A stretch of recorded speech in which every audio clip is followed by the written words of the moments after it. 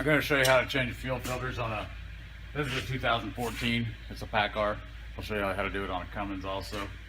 There's several different types of filters that we have. Some of them, they're all vertical like this, but some of them have the glass on top, some of it on the bottom. This is one with the glass on the bottom, pretty easy to do. Everybody should have a wrench like this. Make sure you got this in your truck. Make sure it fits the filter. Lefty loosey, righty tighty. These filters have just been changed so they're spotless, but I'll show you how to do it real quick.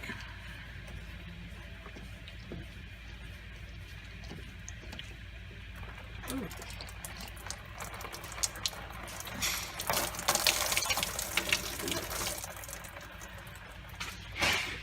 Take it off, pull your filter out.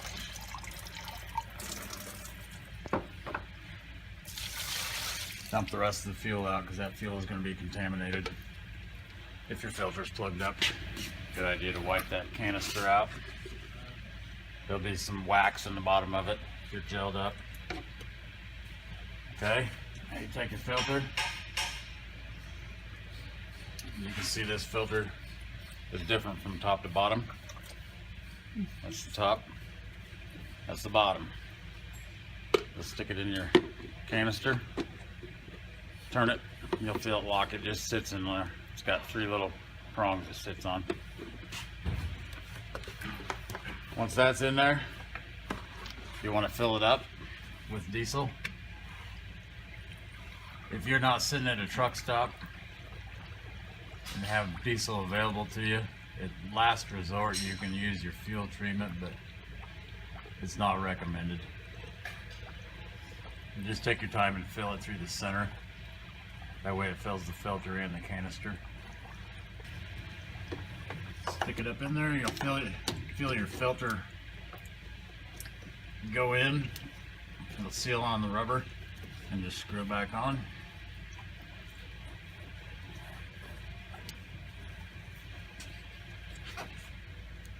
Tighten it with your wrench.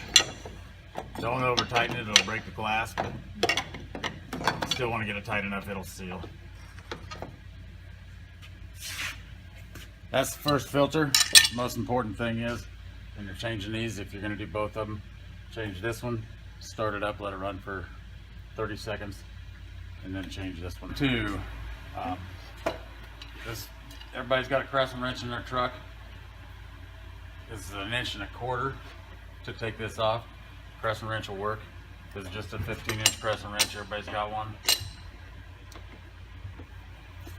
And they're pretty hard sometimes, so might have to yank on it, but it'll pop loose.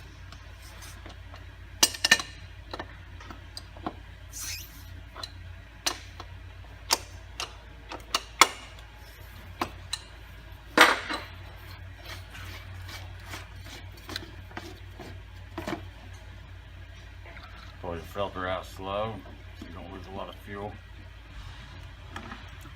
That filter will hang in that cap. You just pull it out of there. When you do that, you change this O-ring right here. That'll come with the filter. You can see these filters they have a top and a bottom also. Top, bottom. If you look down inside here, you can see the bottom part of that filter goes over top of that. So you drop your filter back in, your new filter in.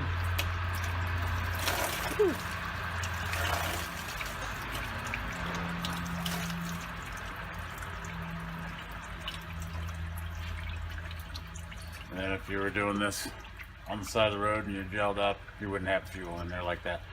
After you do that, you go ahead and fill that canister full of fuel. Put the cap back on.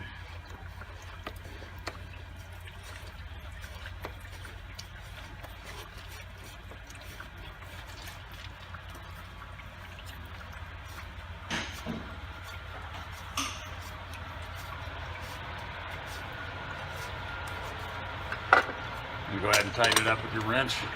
You want these pretty tight. You don't want it to suck air.